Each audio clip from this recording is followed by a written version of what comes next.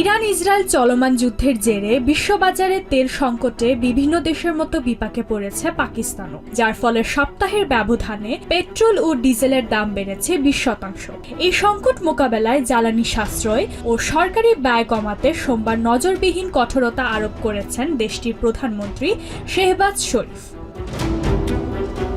প্রধানমন্ত্রী জানান, জ্বালানি সাশ্রয়ে 60% সরকারি যানবাহন চলাচল বন্ধের পাশাপাশি দাপ্তরিক জ্বালানি বরাদ্দ কমানো হয়েছে অর্ধেক। এছাড়া জরুরি সেবা ছাড়া সরকারি অফিসগুলোতে এখন থেকে সশরীরে দায়িত্ব পালন করবেন 50% কর্মী।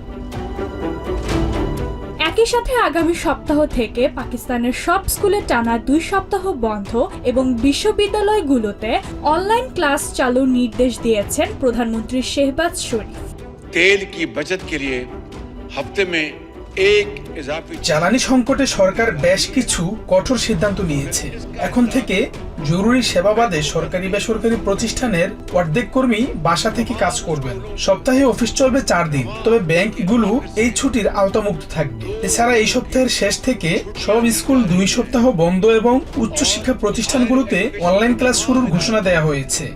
फौरी तौर पर ऑनलाइन क्लासों का आगाज किया जा रहा है। এদিকে লাহোরে স্কুল বন্ধের সিদ্ধান্তে ক্ষোভ প্রকাশ করেছেন অনেক ক্ষুদ্র ব্যবসায়ী। ঘোষণার পরপরই বাজারে ক্রেতা কমে গেছে বলে জানিয়েছেন স্কুল সংক্রান্ত পণ্য বিক্রেতারা। স্কুল বন্ধ থাকলেও তাদের ব্যবসা টিকিয়ে রাখা কঠিন হয়ে পড়বে বলে শঙ্কা করছেন দোকান মালিকরাও। स्कूलों को बंद करने के लिए कोई नोटिफिकेशन दे रहे हैं या कोई उनके सजेशन है? সরকার স্কুল বন্ধ করার পরামর্শ দিয়েছে, কিন্তু আমাদের মতো যারা স্কুলের ইউনিফর্ম বা সরঞ্জাম বিক্রি করি তাদের জন্য এটা খুব কঠিন হয়ে যাবে। পেট্রোলের দামকে অজুহাত বানিয়ে এটা করা ঠিক হয়নি। पेट्रोलियम मसनूआत की रिजन बना के तो ये तरीकाकार तो नहीं है। তবে করাচির অনেক বাসিন্দা সরকারের এই পদক্ষেপকে সময়োপযোগী বলে সমর্থন করছেন। তাদের মতে এতে অর্থনীতির উপর নেতিবাচক প্রভাব কিছুটা হলেও কমানো সম্ভব। उम्मीद है कि आवाम को इस हद तक रिलीफ मिलेगा। আমরা আশা করি মানুষ কিছুটা স্বস্তি পাবে। এই যুদ্ধ পরিস্থিতি দ্রুত শেষ হোক। আন্তর্জাতিক বাজারে যদি পেট্রোলের দাম কমে তাহলে পাকিস্তানেও দাম কমবে এবং মানুষ স্বাভাবিকভাবে জীবনযাপন করতে পারবে। ताकि लोग रोजाना की मामूल के मुताबिक अपनी जिंदगी में गुजर बसर करें। চলমান এই যুদ্ধ পরিস্থিতি দ্রুত শেষ হলে বিশ্ববাজারে তেলের দামে এলে পাকিস্তানেও স্বাভাবিক অবস্থা ফিরে আসবে বলে আশাবাদী বাসিন্দারা। ইশা জাহান, TVN 24 নিউজ ডেস্ক।